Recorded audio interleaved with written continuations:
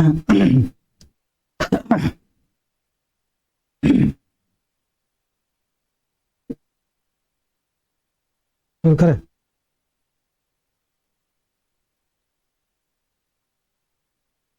स्वागत है आज की नई कक्षा में।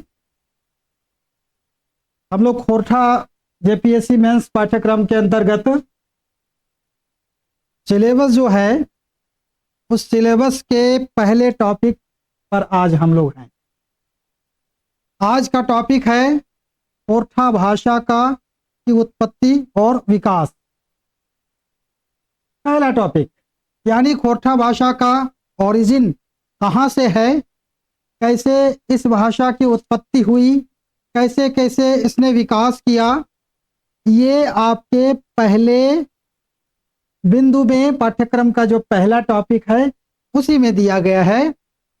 हम लोग इस क्लास में जानेंगे कि खोरठा भाषा की उत्पत्ति को लेकर अभी तक की खोज क्या है, खोज किसने किसने किया है, किधर किधर से कौन सी अवधारणा कौन से तथ्य आए हैं और उनका लबोलुआब यानी सार संक्षेप क्या है, और खोरठा के विद्वानों ने खोरठा की उत्पत्ति को लेकर क्या क्या बातें कही हैं, उनमें से कौन कौन विद्वानों के मत महत्वपूर्ण हैं जिनका उल्लेख करना जरूरी होता है जब हम उत्तर लिखते हैं। इस विषय पर हमेशा प्रश्न आता है, तो इस प्रश्न का उत्तर हम लोग जब देंगे तो किन किन बातों को समावेश करना समाहित करना जरूरी होगा, कौन कौन सी अवधारणा कौन कौन से तथ्यों को हम लेकर अपने आंसर को एक प्रभावशाली और तथ्यपरक कंटेंट बनाएंगे। तथ्यपरक यानी कि उसमें फैक्ट्स होंगे। तो ये बातें हम लोग आज की कक्षा में जानेंगे। तो जैसा कि आप देख रहे हैं शीर्षक है खोरठा भाषा की उत्पत्ति और विकास। इसको सवाल के तौर पर अगर देखें, क्वेश्चन के तौर पर, तो क्वेश्चन यहीं से बन जाएगा। क्वेश्चन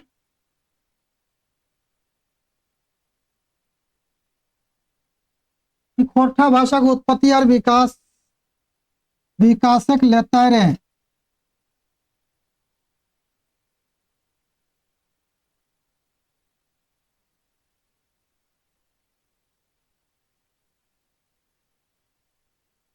भिनु भिनु मत के भयार करा।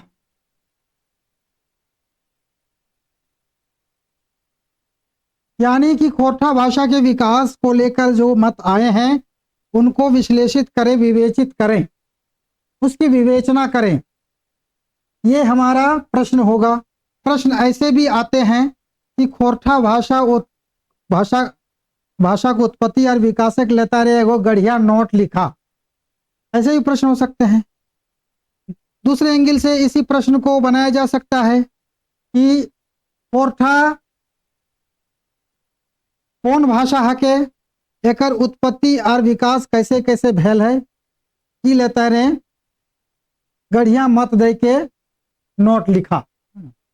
अलग अलग ढंग से उत्पत्ति और भाषा की उत्पत्ति और विकासक लेता रहे खोरठा के तजवीज करा। तो इस प्रकार कोई भी एंगल हो क्वेश्चन का, किसी भी रूप में उसको दिया जाए, आंसर लगभग यही होगा। तो आज हम लोग यहाँ से शुरू करते हैं, यानी पहले बिंदु से, पहले टॉपिक से। तो यहाँ पर देखिए मैंने लिखा है, जो कंटेंट बनाया है सारी चीजों को समेटते हुए, इसमें देखिए क्या लिखा है कि कोनो भाषा की उत्पत्ति के टवान कराटा बड़ी फरदवायक काम। शुरुआत यहाँ से मैंने ये जो नोट्स है, ये जो कंटेंट है, इसमें मैंने ठेठ शब्दों का प्रयोग किया है। ठेठ शब्दों के प्रयोग के पीछे का उद्देश्य ये है कि हम जितना ठेठ शब्द अपने आंसर में डालेंगे उतना प्रभावशाली होगा हमारा आंसर, और एग्जामिनर ज़्यादा इम्प्रेस्ड होंगे तो ज़्यादा मार्क्स देंगे।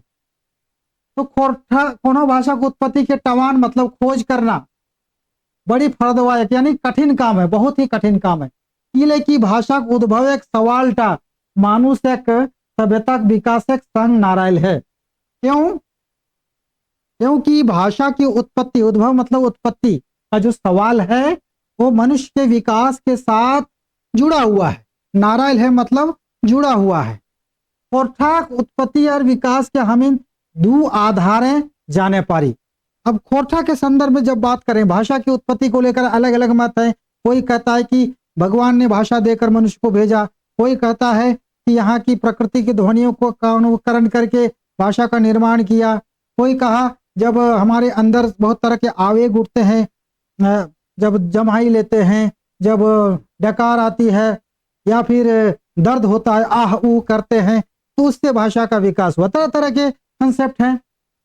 एक का कहना है, एक मत है कि भगवान ने हमें भाषा देकर भेजा, एक उम्र के बाद हम लोग स्वतः भाषा सीख जाते हैं।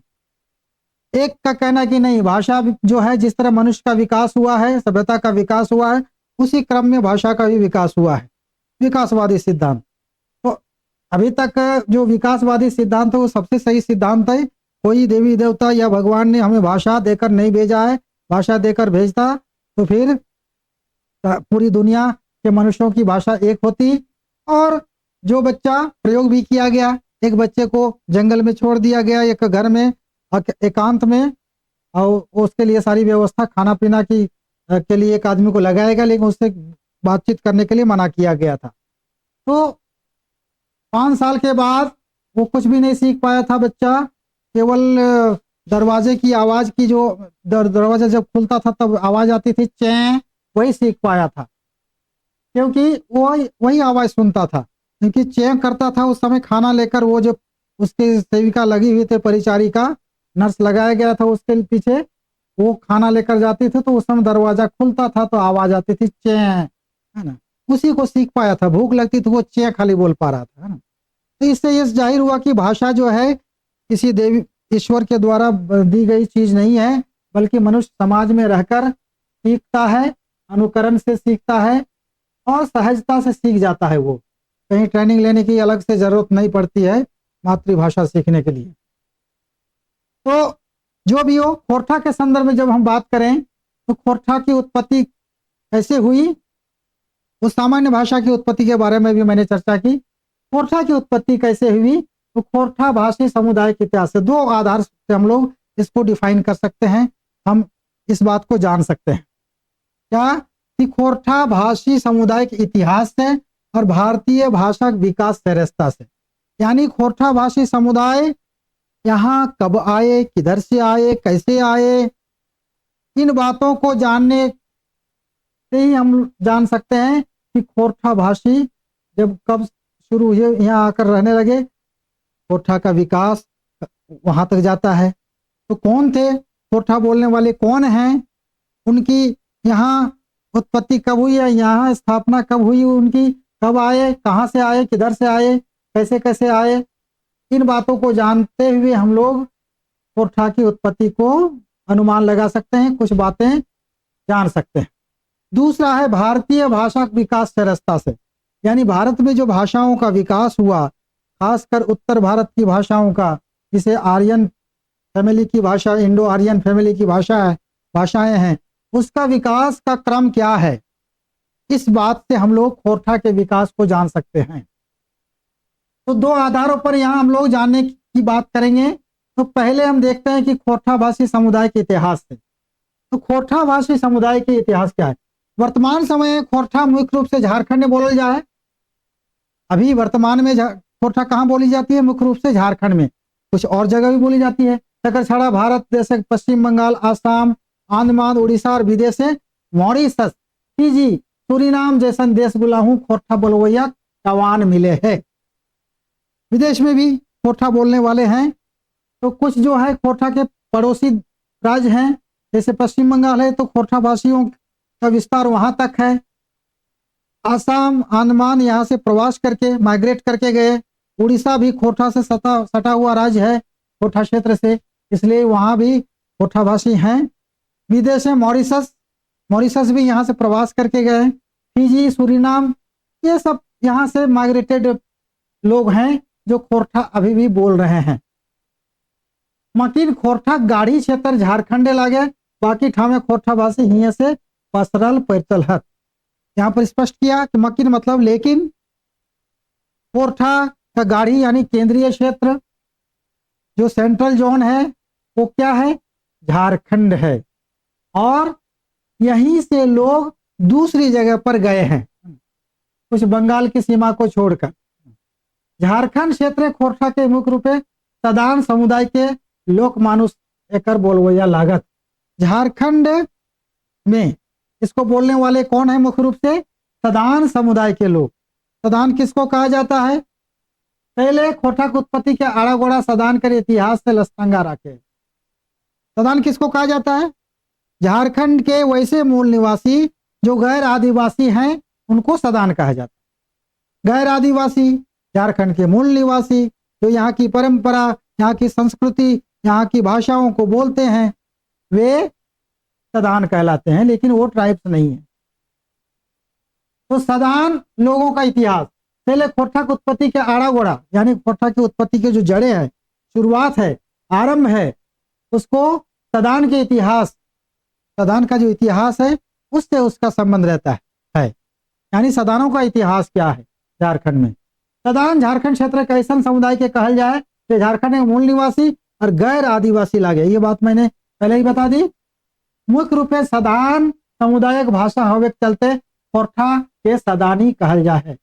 मूलतः ये खोरठा जो है सदानों की भाषा है, इसलिए इसको सदानी भी कहा जाता है, सदानी का एक सदस्य।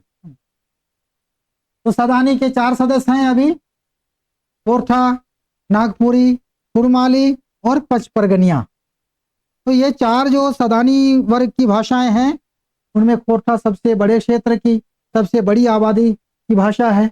अब ये हम देखना चाहेंगे कि भाई सदान लोगों की जब ये मुख्य रूप से भाषा है, बाकी अन्य आदिवासी भी बोलते हैं, उनकी भी मातृभाषाएं हैं, लेकिन मुख्यतः सदानों की। तो ये सदान आखिर कौन है जिनकी ये भाषा है। तो इस संबंध में, सदान के संबंध में अलग अलग विद्वानों ने अलग अलग मत दिए हैं। तो एक किताब है कि डाल्टन ईटी डाल्टन जिनके नाम पर डाल्टनगंज पड़ा था, जो मेदिनीनगर बन गया आजकल। तो पलामू का जो की राजधानी जो है, यानी मुख्यालय है जो है पलामू के, वो ईटी डाल्टन। तो उसके मुताबिक झारखंड एक आदिवासी संघ वर्ण संकर भेल आर्यगुला के सदान कहल गए। डिस्क्रिप्टिव एथनोलॉजी ऑफ बंगाल, इस किताब में उन्होंने लिखा है। क्या लिखा है कि सदान कौन है, तो बाहर से आए हुए लोग जब झारखंड में, माने आर्य लोग जो बाद में आए, उनका जब आदिवासियों के साथ ब्रीडिंग हुआ, वर्ण संकर हुआ, दो आर्यों की शादी, वैवाहिक संबंध हुए, तो उससे जो संतानें उत्पन्न हुई वे सदान कहलाए। अब ये तो उनका मत है। डॉक्टर बीपी केसरी झारखंड के बड़े विद्वान थे, अब नहीं है, तो उन्होंने भी कहा सादोम शब्द से सदान शब्द बनल है। उनका मानना है कि जो सदान शब्द है वो कैसे बना, तो सादोम शब्द से। और सादोम का मतलब मुंडारी में घोड़ा होता है, मुंडारी शब्द है सादोम, यानी घोड़ा से झारखंड अवैया लोग, व्यापारी, सेना, सामंत गुला सदान कहेला।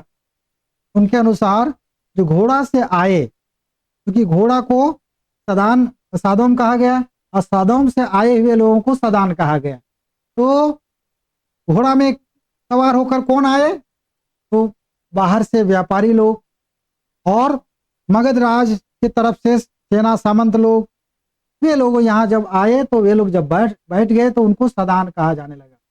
विद्वान गुलाक मते सदान तब झारखंड क्षेत्र में लगाए 800 से 500 ईसा पहले बासा लेल हला।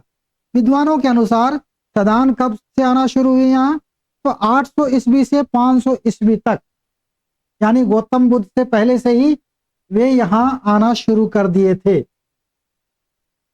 और वहां यहाँ आके यानी यहाँ स्थापित हो गए, बैठ गए, यहाँ अपना घर बना लिया, यहीं के होकर रह गए। डॉक्टर राम कुमार तिवारी के मुताबिक, भूगोलवेत्ता डॉक्टर राम कुमार तिवारी, झारखंड की रूपरेखा, झारखंड का भूगोल, इनकी प्रसिद्ध किताबें हैं। कि हमारे पड़ोसी गांव के हैं और मेरे गांव में इनकी प्रारंभिक शिक्षा हुई थी डॉक्टर राम कुमार तिवारी के।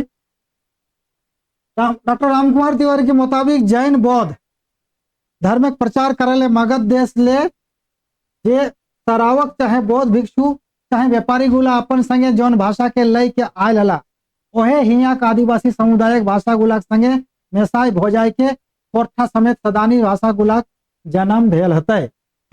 इन्होंने अपनी किताब झारखंड की रूपरेखा में बताया है कि झारखंड में धर्म प्रचार के लिए जैन बौद्ध धर्म के जो भिक्षु साधु थे वे लोग यहाँ आए और यहाँ जो जिस भाषा को लेकर आए, जिस भाषा में उन्होंने अपने सिद्धांतों का प्रचार किया, लोगों को अपने संप्रदाय में लाने के लिए, तो जिस भाषा का वे प्रयोग करते थे वो तो आर्य भाषा थी, वो पाली हो, पाली जो प्राकृत से निकली हुई भाषा थी। तो पाली के साथ जब यहाँ की आदिवासी भाषाओं का यानी जनजाति भाषाओं का जब मिश्रण हुआ तो एक नई भाषा का जन्म हुआ और वो भाषा सदानी कहलाई होगी, चाहे सदानों की भाषा रही होगी। वही 4 वर्गों में बंट गई, अभी 4 अलग अलग भौगोलिक सीमाओं में, अलग अलग सामाजिक परिवेश में थोड़े थोड़े रूप में बदलकर 4 नाम ले लिए, जिन्हें खोरठा, कुरमाली, पंचपरगनिया, नागपुरी कहा जाता है। अब इनका मत है वो डॉक्टर राम कुमार तिवारी का। डॉक्टर BN ओहदार एक छड़ा हिया कुर्मी सदान के महाराष्ट्र हूँ आयल बतवो हत कुर्मी जाते कुछ संस्कार और कुछ शब्द कुलुप भाटा की बात के साबित करे है। डॉक्टर BN ओहदार जी का मत है कि झारखंड में न सिर्फ मगध की तरफ से लोग आए, न उत्तर भारत की तरफ से लोग आए सदान लोग यानी आर्य लोग, बल्कि साउथ की तरफ से भी आए, महाराष्ट्र तरफ से। उनका मानना है कि वहां से क्योंकि शिवाजी कुर्मी समुदाय के थे तो शिवाजी के वंशज इधर आए। उनका मानना है ये कितना तथ्यपूर्ण है ये हम नहीं कह सकते हैं, लेकिन एक मत है। उनका मानना है कि उधर से लोग आए और यहाँ आकर बस गए और यहाँ जो भाषा का रूप लेकर आए थे उसमें यहाँ की अन्य भाषाओं के मेल जोल से एक नया रूप लिया और इस तरह से भाषा बनी। तो यहाँ सदानों का जो आगमन हुआ, कुछ लोगों का मानना है कि उत्तर भारत की तरफ से आए, मगध तरफ से आए, जहाँ मगध राज था। इसके अलावे साउथ से भी आए, महाराष्ट्र की तरफ से आए।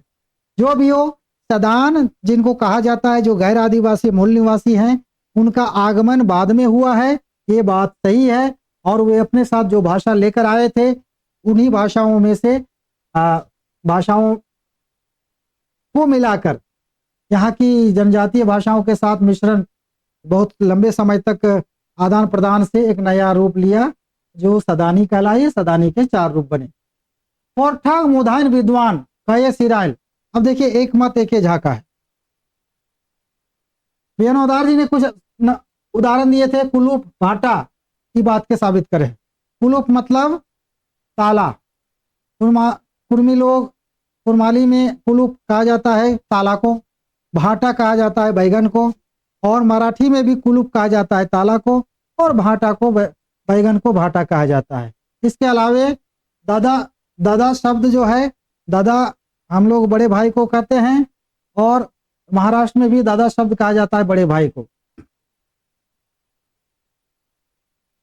तो इस तरह से कुछ मेल है। कोरठा मूर्धन्य विद्वान कये सिराइल। कोरठा की मूर्धन्य विद्वान कये सिराइल मतलब शरीर से अब नहीं रहे, देहांत हो गया है उनका। डॉक्टर AK झाक मते कोरठा जैर बुदा सिंधु घाटी की महान सभ्यता में गाड़ाइल है। इनके अनुसार कोरठा की जो जड़ें हैं वो सिंधु घाटी की सभ्यता तक जाती हैं। उनका मानना है जहाज हिया पावल खरोष्टी लिपि। उनके अनुसार खरोष्टी लिपि सिंधु घाटी में मिली। सगरगाड़ी और अरपन के चीज गुला के आधार दावा करल हथे जे आज सबक हमला के चलते सिंधु घाटी के निवासी सब दाहें दिशे भाग के जहां तहां भाषा लेला। तकरे में कुछ झारखंड क्षेत्र आई के रह गला।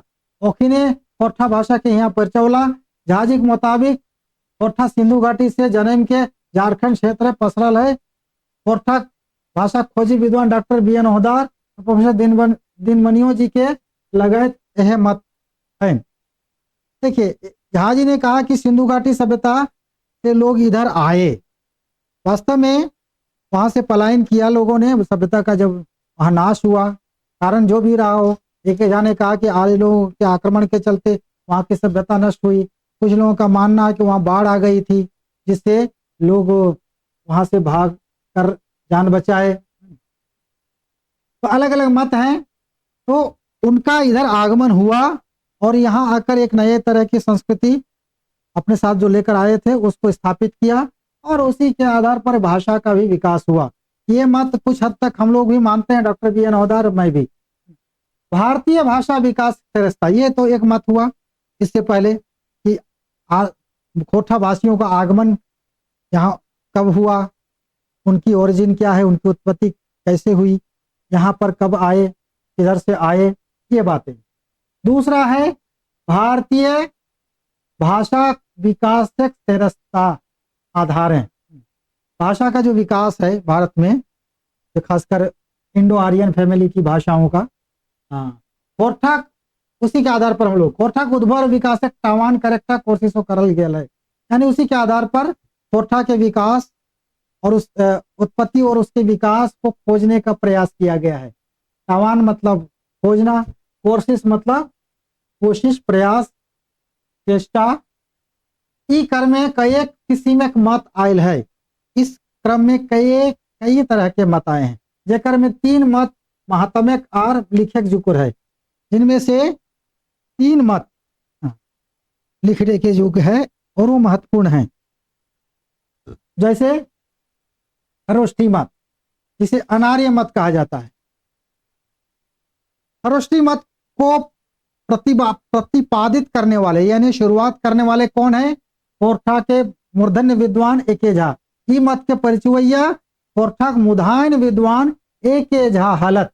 इनकर मते खोरठा विकास झारखंड एक सबले पूर्णा भाषा, जे कि आर्य के भारत आवल के पहले से सिंधु घाटी के पूर्णा अनाज सभ्यताएं चलन से रहे हलय, और जेकरा लिखे खातिर खरोष्ठी लिपि के व्यवहार करल जा हलय, ओकरे से विकास करल है। ते घड़ी भाषा का लिपिक नाम एके रहे, ओहे खरोष्ठी नाम मतलब नाम समय से रस्ताएं व्यस्ताय के खोरठा बन गया। झा जी खोरठा नामक विकास के ई लेखे देखवल। इनका मत है एके झा का कि खोरठा जो है सिंधु घाटी में जो लोग थे, जो उन्नत सभ्यता थी सिंधु घाटी की, वहाँ भाषा का इस स्तर तक विकास हो गया था कि उसमें लिखना पढ़ना भी हो रहा था, और जिसको लिखने पढ़ने के लिए लिपि का भी विकास किया गया था। वहाँ भी सिंधु घाटी में भी लिपि पाई गई है, और खरोष्ठी लिपि बाद इधर भी बाहर में भी पाई गई है। 2 जगह, एक अशोक के शिलालेख एक भारत में है और एक है अफगानिस्तान में। तो ये जो है खरोष्ठी से खोरठा का नामकरण, उनका मानना है कि उस समय खरोष्ठी जो नाम था लिपि का, भाषा का भी वही नाम था, उसी नाम से भाषा भी जानी जाती थी, इसलिए भाषा और लिपि का एक ही नाम था। इस तरह से खोरठा जब आज जिस नाम से जानी जाती है, वो पहले खरोष्ठी नाम से ही जानी जाती थी, जिसका विकास इस तरह से हुआ। देखिए, खरोष्ठी, खरोठी, खलोटी, खरोठी चाहे खलोटी, खरोठा, खोरोठा, खोरठा, इस तरह से एके झा ने खोरठा नाम के विकास को दिखाया है। इस तरह किसी भी शब्द का परिवर्तन हो ही जाता है। जो देखते हैं हम लोग तत्सम शब्द, संस्कृत के शब्द हिंदी में किस तरह बन जाते हैं। हस्त से हाथ बन जाना, मस्तक से माथा बन जाना, मशरू से मूछ बन जाना, हाँ, ये सब, अग्नि से आग बन जाना, अद्य से आज बन जाना। तो इस प्रकार शब्दों का विकास होता है। उसी तरह खरोष्ठी से खोरठा बन जाना कोई आश्चर्यजनक बात नहीं है। एके झा ने ये जो कंसेप्ट दिया है, एक उनका एक अनुमान है और बहुत सारे तथ्य भी उनको उन्होंने दिखाए हैं। जैसे सिंधु घाटी की सभ्यता में कुछ चीजें, कुछ चिन्ह पाए गए हैं, कुछ भित्ति चित्र यानी वाल में जो उत्कीर्ण है वो शिलालेखों में कुछ पाए गए हैं, कुछ बर्तनों में जो अल्पनाएं हैं, उन सारी चीजों को यहाँ की हमारी जो संस्कृति है झारखंड की, उस संस्कृति में जो अल्पना बनाई जाती है, उन अल्पनाओं में कई ऐसे चिन्ह मेल खाते हैं। सिंधु घाटी में जो चिन्ह पाए गए हैं, जो स्क्रिप्ट पाई गई है जिसको पढ़ा नहीं जा सका है, तो उससे मेल खाती है। कुछ जो अल्पनाएं हैं वो यहाँ से मेल खाती है। इसके अलावा सगर गाड़ी, वहाँ मिट्टी का जो छोटा बैलगाड़ी का रूप जो मिला है मिट्टी का, वो झारखंड में भी प्रचलन में है। हम लोग खुद उसका इस्तेमाल करते थे, छोटी गाड़ी हाथ से खींचते थे। मैं लकड़ी जंगल से लाता था तो उसमें बांध कर लाता था, छोटी छोटी लकड़ियां, जिसको झुरी बोलते हैं हम लोग, झुरी काठी झुरी है ना, वो सब बांध के लाते थे, उसमें खींच कर लाते थे हम लोग। पूरा दल बल जाते थे पूरा लड़कों का, बहुत मजा आता था। तो वो गाड़ी अभी भी प्रचलन में है झारखंड में, तो उससे भी। और इसके अलावे रेलवे के कर्मचारी थे, उनका नाम था निर्मल कुमार वर्मा, भागलपुर में रहते थे, भागलपुर के निवासी थे। तो उन्होंने लगातार 15 वर्षों तक सिंधु घाटी में जो पाए गए हैं हड़प्पा मोहनजोदड़ो की खुदाई से जो चिन्ह पाए गए हैं, जो लिपि पाई गई है, तो उसका अध्ययन किया। और अध्ययन करने के बाद उन्होंने एक निष्कर्ष दिया कि यहाँ की संस्कृति का, यानी यहाँ जो प्राप्त हुई है संस्कृति का, उस संस्कृति से झारखंडी संस्कृति का कुछ न कुछ संबंध है, क्योंकि बहुत सारे चिन्ह मेल खाते हैं। इन सारे आधारों पर एके झा ने इस बात को कहा है कि खरोष्ठी से खोरठा का विकास हुआ, यानी उस नाम का विकास हुआ। खरोष्ठी यानी जिस लिपि के लिए, जिस लिपि का व्यवहार किया जाता था, जिस भाषा के लिए, उस भाषा से खोरठा का विकास हुआ, जो कि सिंधु घाटी में ही पहले बोली जाती थी। ये एक मत। दूसरा मत है मागधी या आर्य मत। भारत की जो भाषाएं हैं,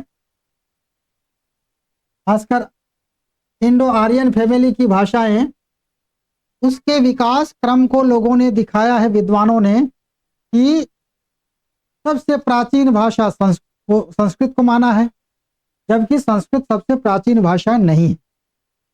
संस्कृत से पहले जो भाषा बोली जाती थी, यानी भाषा तो पहले बोलचाल की ही चीज थी, लिखने पढ़ने का काम तो तब शुरू हुआ जब लिपि का आविष्कार हुआ। उससे पहले भाषा बोलचाल के रूप में विकसित हो चुकी थी। लिखने की कला बाद में विकास की गई, और जब लिखने का प्रयास किया गया भाषा को, तब बोलियों में एक जो अनगढ़पन होता है, एक रूपता नहीं रहती, एक ही शब्द को अलग अलग क्षेत्र में अलग अलग तरह से बोलते हैं, एक ही क्रिया का उच्चारण कुछ अलग है, कहीं कुछ अलग, कुछ लहजा अलग। तो इस तरह से सारी चीजों को एक व्यवस्थित ढंग देने के लिए, परिमार्जित करने के लिए जब व्याकरण बनाया गया, तो व्याकरण सम्मत भाषा को जब स्थापित किया गया और वो लिखने पढ़ने के काम में, तो संस्कृत कहलाई। संस्कृत यानी संस्कार की गई भाषा।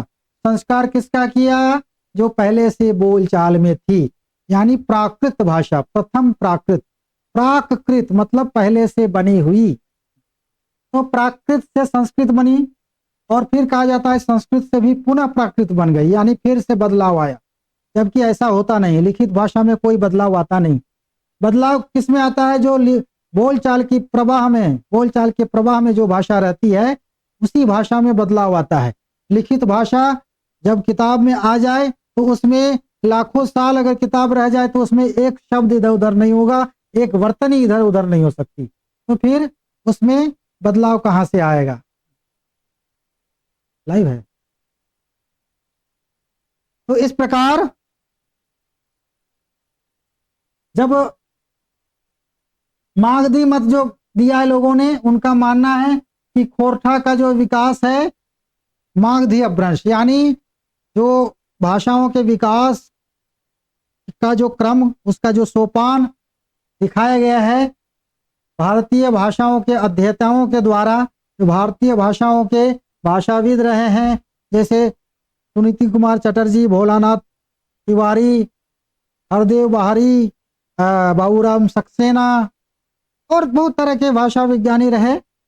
उन्होंने कहा कि कोरठा का, यानी यहाँ की जो बिहार की भाषाओं का विकास कहाँ कैसे हुआ, तो प्राकृत से जो अपभ्रंश निकली, प्राकृत से पाली, पाली से अपभ्रंश, अपभ्रंश से अपभ्रंश के 5 या 7 रूप बताए जाते हैं, जिनमें एक रूप है मागधी और एक रूप है अर्धमागधी। कुछ लोगों का मानना है कि अर्धमागधी से खोरठा का विकास हुआ, कुछ का मानना है कि मागधी से विकास हुआ। तो अर्धमागधी से, जैसे छत्तीसगढ़ी वगैरह का अर्धमागधी से विकास हुआ, और इधर मगही, मैथिली, अंगिका, बज्जिका, बंगला, उड़िया, असमिया, ये मागधी अपभ्रंश से विकसित भाषाएं हैं। तो लोगों का मानना है कि मागधी अपभ्रंश जिससे मगही का विकास हुआ, उसी से खोरठा का भी विकास हुआ, ये एक मत है। और इसको मानने वाले कौन कौन हैं, तो ये भोलानाथ तिवारी, देखिए विख्यात भाषाविद डॉक्टर भोलानाथ तिवारी समेत सदानी बसवन के मागधी अपभ्रंश से विकसित मानल, यानी उनका मानना है कि सदानी यानी खोरठा, कुरमाली, पंचपर्णी, नागपुरी, ये मागधी अपभ्रंश की ही भाषाएं हैं, बोलियां हैं, और मागधी की तरह है, मगही की तरह ही उसी की शाखाएं हैं। ये पर्वतीय या पूर्वी मागधी, दक्षिणी पहाड़ी मागधी का। मगही की विद्वान संपत्ति आर्याणी, उन्होंने भी खोरठा को मगही की बोली कहा है।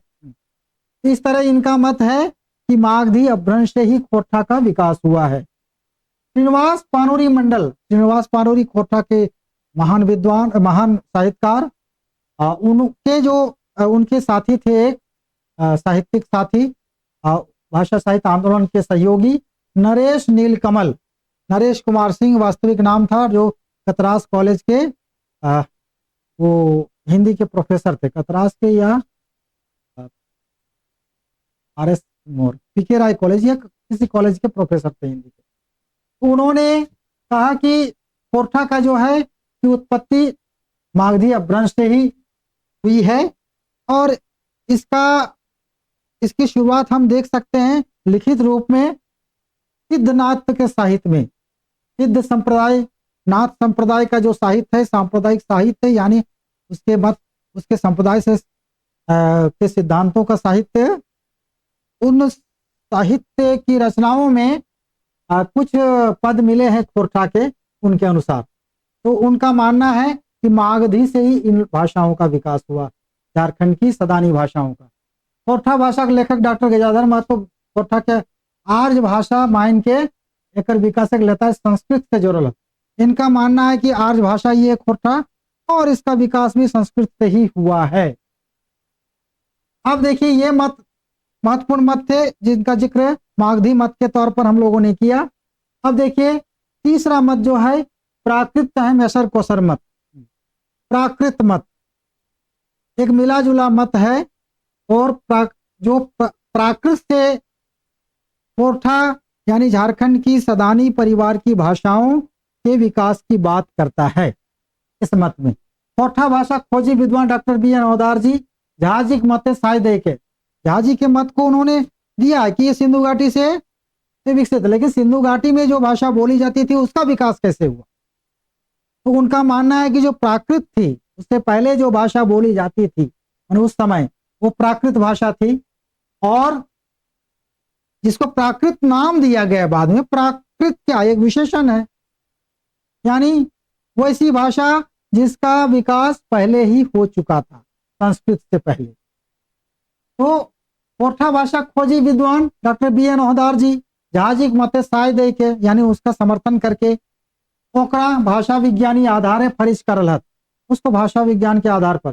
डॉक्टर ओहदार जी के मुताबिक खोरठा का जन्म पहला प्राकृत से भेल है, ना कि संस्कृत से बनल अपभ्रंश से। उनका मानना है कि खोरठा का विकास प्रथम प्राकृत से हुआ है, जो बोलचाल की भाषा थी संस्कृत के विकास से पहले, यानी लिखित भाषा के विकास से पहले जो बोलचाल में यहाँ के प्राचीन निवासियों में थी, उन भाषाओं में से जो जिसको प्राकृत कहा गया, उसी से खोरठा का विकास हुआ। हालांकि ओहदार जी पाली भाषा साड़ा माने ध्वनि और शब्द निर्माण प्रवृत्ति से खोरठा मेलो देखोलत। यद्यपि इन्होंने ओहदार जी ने खोरठा और पाली भाषा यानी इसको कहा जाता है प्राकृत से निकली भाषा, बौद्ध धर्म के प्रचार की भाषा, उसकी जो ध्वनियां हैं और उसके जो शब्द निर्माण की प्रवृत्ति है, उससे खोरठा की प्रवृत्ति और ध्वनियों से मेल दिखाया है। इनके मत में पाली से इसका जिस तरह पाली का विकास हुआ, उसी तरह खोरठा का भी विकास हुआ। अब देखिए एकर छड़ा खोरठा शब्द बेसी ले बेसी अमात्रिकता के आधार है, एकर निर्माण खरोष्ठी से अनुमान लगोल। अब इसके आधार पर इन्होंने और एक बात कही है कि खोरठा में जिस तरह शब्द निर्माण की प्रवृत्ति है, अमात्रिकता यानी मात्रा का व्यवहार कम, जैसे अयलय, जयतय, कहतय, कहीं इसमें मात्रा नहीं है, वर्णों का प्रयोग है। इस तरह की प्रवृत्ति से यह लगता है कि खरोष्ठी जो कि अमात्रिक वार्णिक लिपि है, जिस तरह अंग्रेजी वगैरह वार्णिक लिपि है ना रोमन, उसमें मात्रा यानी ह्रस्वीकार दीर्घकार, ह्रस्वकार दीर्घकार, एकार ओकार औकार इसका प्रयोग नहीं होता है। तो उस तरह खोरठा में भी ऐसे बहुत सारे शब्द हैं पहले से, आप तो होने लगा है, जैसे देखिए इसमें मात्रा का प्रयोग है ना? पहले की भाषा में ऐसा नहीं होता होगा, तो उसी के अकॉर्डिंग बनाया गया होगा उस लिपि को जिसे खरोष्ठी कहा गया। तो खरोष्ठी की जो प्रवृत्ति है, लिपि का जो गुण है, उस गुण के अनुकूल है खोरठा में शब्द निर्माण की जो प्रवृत्ति है। अब देखिए इसके अलावे ओहदार जी कहते हैं कि क्योंकि मागधी अपभ्रंश से निकली भाषाएं उकारांत होती हैं, उकारांत, जैसे खैबू, जैबू, जबकि खोरठा आकारांत है, खैबा, जैबा, करिया, जैया, ऐता, जैता, इस तरह। जबकि यहाँ पर देखिए भोजपुरी वगैरह क्या है, खैबू, जैबू, कहबू, इस तरह। पहले खोरठा विकास भोजपुरी, मगही, मैथिली जैसन बिहारी भाषा गुलाले भिनु भेल है। खोरठा जे वर्तमान रूप में आर्य, द्रविड़ और आग्नेय 3 भाषा परिवार गुण पावल जाए। उनका मानना है कि खोरठा का विकास भोजपुरी मगही जैसी किसी अपभ्रंश से नहीं होकर सीधे प्राकृत से विकास की है, जो प्रथम प्राकृत से। और इसके अलावे इन्होंने कहा है और भी बातें कि खोरठा में जो ये 3 परिवार की भाषाओं का गुण पाया जाता है। 3 परिवार की भाषा का मतलब हुआ कि द्रविड़ यानी कुड़ुख मालतो, ऑस्ट्रिक संथाली मुंडारी हो खड़िया, और आर्य यानी अपनी जो भाषा है खोरठा, खोरठा आर्य परिवार की, खोरठा कुरमाली पंचपर्णी नागपुरी। तो ये 3 भाषा परिवारों का जो गुण है खोरठा में, उसके पीछे की वजह है कि क्योंकि झारखंड में जनजाति समुदाय के समानांतर आज लोग अपनी भाषा का व्यवहार करते रहे, उनके बीच में रहकर उनके बीच आदान प्रदान करते रहे, उनके साथ विचार विनिमय करते रहे, उनका जो संबंध, पारिवारिक संबंध, सामाजिक संबंध, आर्थिक संबंध खोरठा का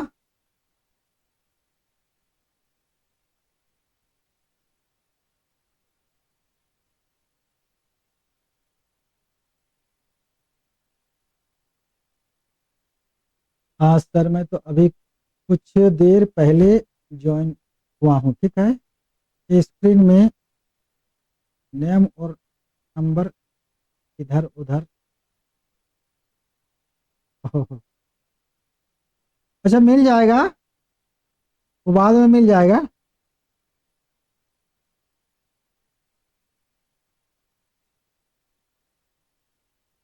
अच्छा, नेक्स्ट वाले में हट जाएगा ये, इससे जो दिक्कत हो रही है आपको, ठीक है। तो इस तरह, क्योंकि झारखंड में ये जो समुदाय खोरठा भाषी समुदाय हैं, जो मुख्यतः जिनको कहा गया सदान, इसके अलावे बहुत सारी जनजातियां भी बोलती हैं खोरठा को। बेदिया, महली, मुंडा लोग भी अपनी भाषा भूल चुके हैं, वो खोरठा बोलने लगे हैं। बहुत जगह पर मुंडा लोग अपनी भाषा नहीं बल्कि खोरठा में बात करते हैं, उनकी मातृभाषा खोरठा है हमारे इलाके में, खोरठा क्षेत्र में। उसी तरह कमार है, करमाली, बेदिया, लोहार नहीं, मल्हार, ये सारे जो ट्राइब्स हैं इनकी भाषा खोरठा है। इसके अलावे दो अलग अलग भाषा समुदाय के लोग, जैसे द्रविड़ समुदाय के उरांव समुदाय, द्रविड़ भाषा बोलने वाले उरांव समुदाय, पहाड़िया समुदाय जिनकी मालतो भाषा है, तो वे लोग संथाली नहीं समझते हैं, मुंडारी नहीं समझते हैं। और उसी तरह मुंडारी संथाली भाषी मालतो नहीं समझते हैं, कुड़ुक नहीं समझते हैं। तो दोनों के बीच की संपर्क की कड़ी कौन थी? तो खोरठा थी, यानी सदानी परिवार की भाषाएं थी। इसलिए स्वाभाविक रूप से उनके द्वारा जब बोली जाती तो बहुत सारे शब्द उसमें आ जाते। तो इस तरह से खोरठा में बहुत सारे ऐसे शब्द आ गए जो कि ट्राइबल यानी द्रविड़ फैमिली की भाषा के हैं, या फिर ऑस्ट्रिक यानी संथाली मुंडारी भाषा के हैं। तो इस प्रकार मिला जुला रूप जो दिखाई पड़ता है। तो इस तरह मेसर कोसर यानी एक तो आर्य फैमिली जो मूल रूप से खुद है खोरठा, दूसरा द्रविड़ फैमिली की भाषा का प्रभाव और ऑस्ट्रिक फैमिली की भाषा का प्रभाव, तीनों के मिश्रण से एक जो भाषा का विकास हुआ वो है खोरठा। ठीक है। एकर छाड़ा इसके अलावे एक मत और है जिसका थोड़ा सा उल्लेख कर देना जरूरी हो जाता है। एक लेखक हुए खोरठा के कृष्णचंद्र दास आला नामक एगो खोरठा लेखक खोरठा के प्रकृति से फूटल भाषा मानल है। कृष्णचंद्र दास आला ने खोरठा को प्रकृति से निष्पन्न यानी उत्पन्न भाषा माना है। उनके अनुसार खोरठा का सही नाम है खरठा। क्यों? क्योंकि खरठी यानी प्रकृति, उनके अनुसार खरठी का मतलब प्रकृति होता है, यानी प्रकृति से निकली भाषा, यानी खरठी से निकली भाषा खरठा है।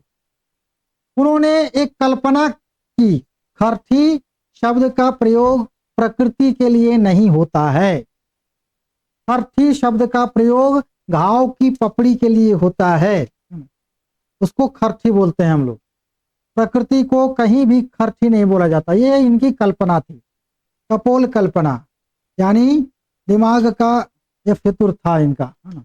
तो उन्होंने कहा कि प्रकृति से निकली भाषा खोरठा है, खोरठा को में प्रकृति को खरठी कहा जाता है, और खरठी से निकली हुई भाषा खरठा, और उसी का बंगला उच्चारण में खोरठा हो गया। इनका ये मत है, यही बात यहाँ पर लिख दी है मैंने। इनकर मते खोरठे प्राकृतिक सारा से नकल करके ढेर शब्द भेटा है, पहले एक जन्म प्रकृति से भेल है। आला जी प्रकृति खरठी, प्रकृति के खरठी कहलत, और खरठी से बहराइल भाषा खोरठा, खरठा चाहे खोरठा, ये खामख्याली अविज्ञानी मत के खरठी मत कहल जा है। इसको क्या कहा जाता है? खरठी मत, जो कि अविज्ञानी और कपोल कल्पना वाला मत है। तो इस तरह हम लोग खोरठा की उत्पत्ति को लेकर जब लिखें तो इन सारी चीजों का जिक्र करें जो कि अभी तक आया है सामने विद्वानों के मत के अनुसार। और निगरौती मतलब निष्कर्ष के तौर पर, कंक्लूजन के तौर पर कह दें कि निगरौती कहल जाए पारे जो खोरठा की उत्पत्ति जहरबूदा भारत तक सब ले पूर्णा सभ्यता सिंधु घाटी मोहनजोदड़ो ने दांजल गेल है, यानी इसकी जो उत्पत्ति है भारत की जो प्राचीन सभ्यता सिंधु घाटी की खुदाई मोहनजोदड़ो हड़प्पा, वहां से इसका संबंध है। दोसर मत एकर विकास संस्कृत ले बेड़ायल भाषा मागधी ले भेल है। दूसरे मत में कि इसका में जो उत्पत्ति है वो संस्कृत से बिगड़ कर बनी मागधी अपभ्रंश है ना।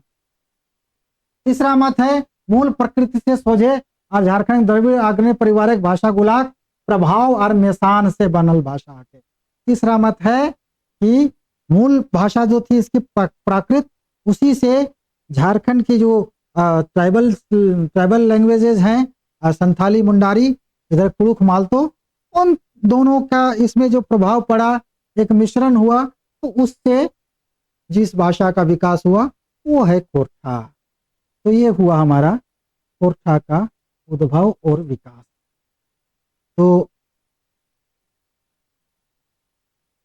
कोई सवाल है मन में?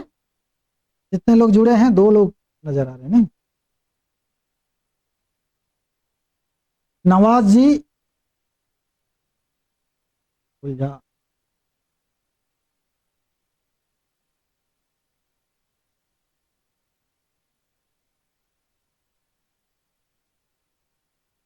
कोई सवाल नहीं।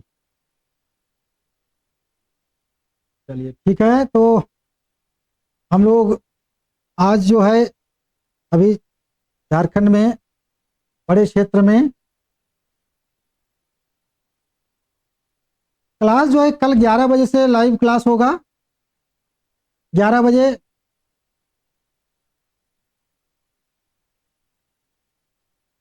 राहुल जा कहाँ से आप हैं? नवाज जी आप भी कहाँ से हैं?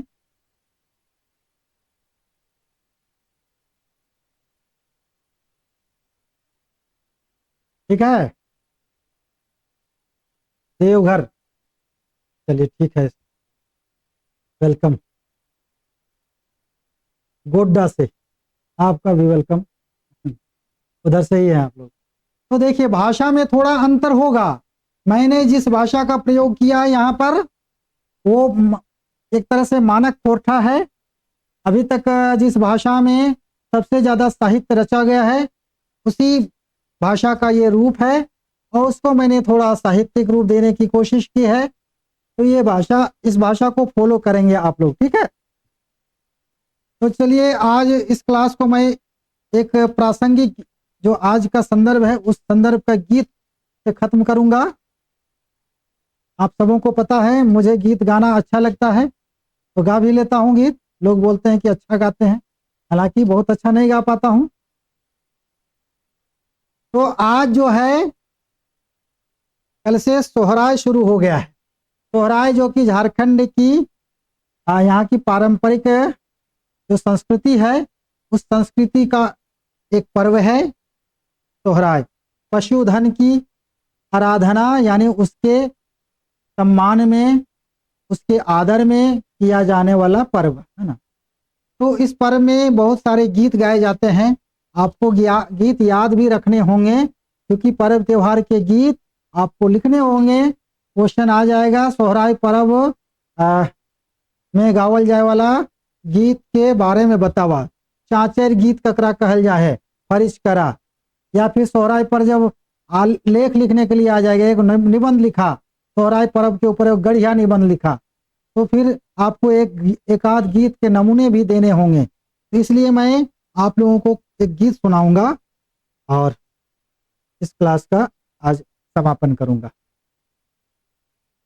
तो गीत है सोहराय से संबंधित। सोहराय में तरह तरह के गीत गाए जाते हैं। आज इसमें चाचर गीत बहुत प्रसिद्ध गीत है और एक गीत है हरा बदिया। तो 2 गीत महत्वपूर्ण हैं, 2 तरह के गीत है ना। और इस तरह के गीतों की संख्या अनगिनत है। तो एक गीत जो चाचर है, चाचर को हम लोग इस तरह से गा सकते हैं जैसे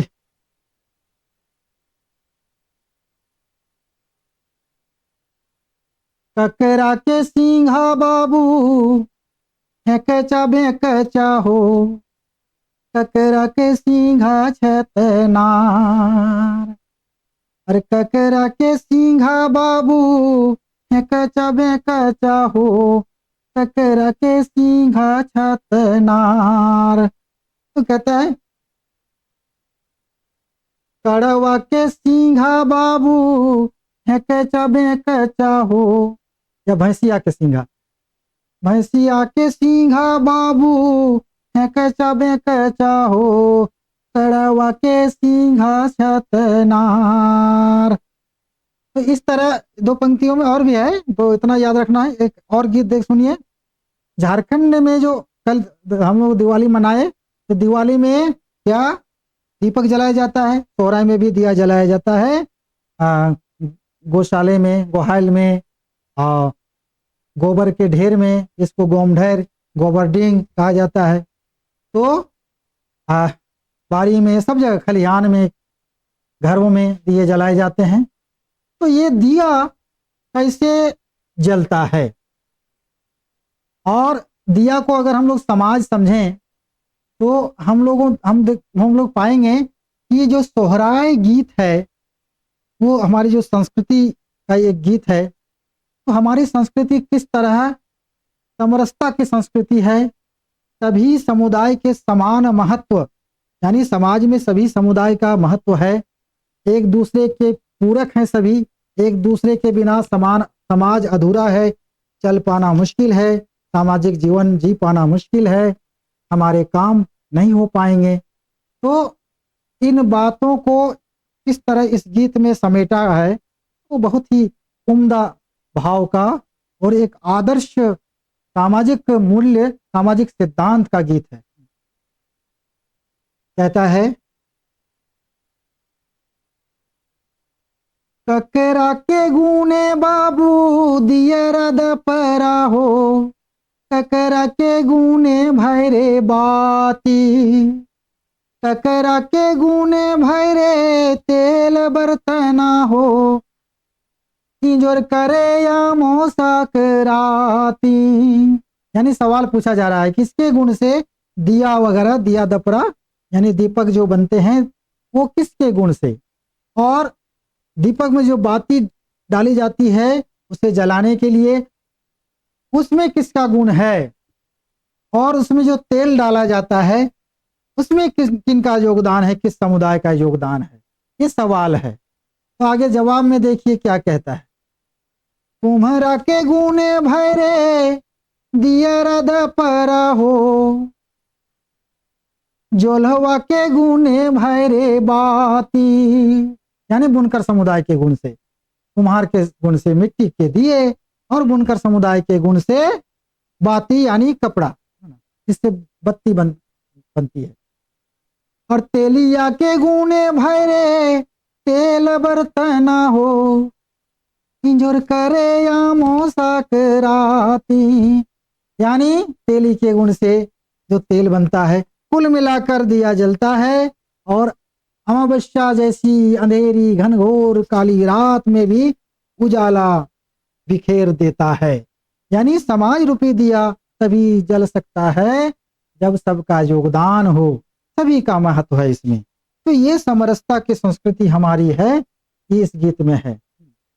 अब देखिए एक गीत है हराबदिया, इसको भी याद रखना होगा आप लोगों को। हराबदिया गीत मतलब गीतों में ही पहेली बूझा जाता है, यानी गीत में ऐसे ढंग से किसी बात को रखा जाता है कि वो रहस्य रह जाता है उसमें, और पूछा जाता है सामने वाले दल से इसका मतलब क्या हुआ, और सामने वाला दल भी उसका मतलब बताने के बाद फिर वो सवाल दागता है गीतों में ही। इस तरह का क्रम चलता था पहले। अब देखिए किस तरह का सवाल यहाँ पर एक दल कहता है, यानी गीत गाने वाला जो दल है, जो टीम है, जो मंडली है, वो कहता है, बेगरे ओनले मेघा बरी सले हो, पहाड़ पर्वत डूबल जाए, हथिया घोड़वा के खुरवो नहीं भींजे, असवर के चूंदी भींजल जाए। यानी बिना छाए हुए, बादल बिना छाए हुए ही ऐसी बारिश हुई कि पहाड़ पर्वत सब डूब गए। लेकिन ताज्जुब की बात है कि हाथी और घोड़ा का पूर तक नहीं भींजा, और उसमें जो सवार हैं उसकी जो टिकी है, ऊपर वाला हिस्सा जो है, चूंदी है, वो भीग गया। तो ये क्या कैसी बारिश है भाई, कौन सी बारिश है? ये ताज्जुब की बात है। बिना बादल छाए वर्षा हुई, पहाड़ पर्वत डूब गए, हाथी घोड़ा का पैर खुर तक नहीं भींजा, उसमें सवार जो है उसकी चूंदी भींज गई, यानी माथा भींज गया। तो ये क्या है? इसका मतलब है ओस, यानी शीत। अभी बारिश हो रही है शीत की। अब देखेंगे सुबह पूरा भीगा हुआ मिलेगा, पहाड़ हो पर्वत हो। रात भर अगर सवारी करे, हाथी के घोड़ा में चढ़कर व्यापारी लोग आते थे तो उसकी चूंदी भींज जाती थी, टिकी भींज जाती थी। तो इस तरह ये पहेली है। यहीं पर देखिए दूसरा दल, दूसरी मंडली का, वो भी एक पहेली दाग देता है। क्या कहता है? आ, हम हूँ देखा लो ये के गुदू पुचूरनिया हो, टकरे छुआ बगर ले जाए। हम हूँ देखा लो एक गुदू पुचूरनिया हो, टकरे छुआ बगर ले जाए। तभे छुआ पुता के बिहावल, अपन तो कुंवर रही जाए। यानी हमने एक ऐसी रानी देखी, छोटी सी है ना, जिसके बाल बच्चे बहुत सारे, और सभी बाल बच्चों को उसने शादी ब्याह देकर विदा कर दिया, अपनी बेटियों को सबको। लेकिन खुद जो है कुंवारी की कुंवारी रह गई एक जगह। तो बड़ा ताज्जुब की बात है, कुंवारी भी है, बाल बच्चे भी हुए, जिसकी शादी हो गई ये खुद कुंवारी रह गई। ऐसा तो बहुत ही रहस्यमय बात है। तो इसका मतलब क्या हुआ? इसका मतलब हुआ कुमार के चाक की जो खूंटी है, जिसमें चाक टिका हुआ रहता है, उस चाक की खूंटी को गुदू पचूरनिया कहा है। यानी उसी की बदौलत इतने सारे बर्तन गढ़े जाते हैं, घड़ा, दीपक, है ना, चुका चुक्री, है ना, तरह तरह के कलशा कलसी, सबको रंग रोगन करके पकाकर बेच दिया जाता है। और जो खूंटी है बेचारी, वहीं की वहीं रह जाती है। तो इस तरह हमारे पूर्वजों ने देखिए अपने परिवेश से किस तरह चीजों को लेकर पहेली नुमा गीत बनाए, और वो गीत आज हमारे बीच में सोहराय के समय गाए जाते हैं, जिसको हरा बदिया गीत कहा जाता है। आप लोग इसको याद रखेंगे। ठीक है, तो आज की कक्षा को हम यहीं समाप्त करते हैं। कैसा लगा आप लोग कमेंट करेंगे, और जो यहाँ पर कंटेंट दिया गया है उसको आप नोट डाउन भी कर सकते हैं, लिख सकते हैं। तो फिर हम लोग कल मिलते हैं 11 बजे। फिर कल नया एक टॉपिक होगा, और इसी तरह हम लोग समझ के साथ क्लास को आगे बढ़ाएंगे और कोर्स को कंप्लीट करेंगे बेहतर ढंग से, बढ़िया कंटेंट के साथ। किसी तरह की दिक्कत नहीं होगी। आप चलिए, मैं विदा लेता हूँ। शुभकामनाएं आपको।